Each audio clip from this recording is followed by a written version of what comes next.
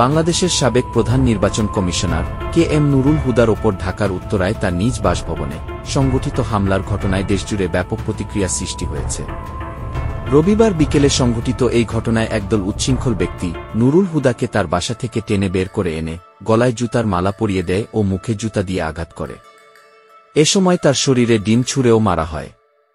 ঘটনার ভিডিও সামাজিক যোগাযোগ মাধ্যমে দ্রুত ছড়িয়ে পড়লে জনমনে ব্যাপক উদ্বেগ সৃষ্টি হয়।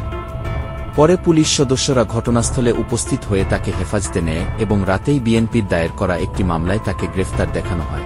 ঘটনাস্থলে উপস্থিত হামলাকারীরা নিজেদের বিএনপির একটি সহযোগী সংগঠনের স্থানীয় নেতাকর্মী হিসেবে পরিচয় দেন।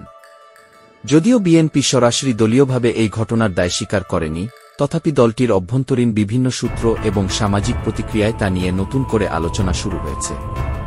দলটির স্থায়ী কমিটির সদস্য সালাউদ্দিন আহমেদ এই ঘটনাকে বিচ্ছিন্ন ঘটনা হিসেবে উল্লেখ করে বলেন, দলের কেউ জড়িত থাকলে আমরা অবশ্যই সাংগঠনিক ব্যবস্থা নেব।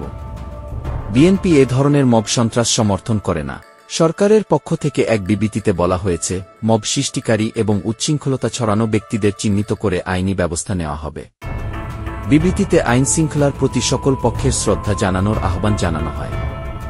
ঢাকা বিশ্ববিদ্যালয়ের গণযোগাযোগ ও সাংবাদিকতা বিভাগের শিক্ষক সাইফুল আলম চৌধুরী বলেন, সরকার একদিকে আইনের শাসন প্রতিষ্ঠায় ব্যর্থ, অন্যদিকে দলীয় সুবিধা আদায়ে কখনো কখনো এই ধরনের মব সন্ত্রাসকে প্রশ্রয় দিয়েছে। মানবাধিকার সংগঠক নূর খান লিটন বলেন, দলবদ্ধ সহিংসতা বা মব সন্ত্রাসের দায় সরকার এড়াতে পারে না। এটি একটি ভয়ানক অসভ্যতা যা আইনের মধ্যে নয়।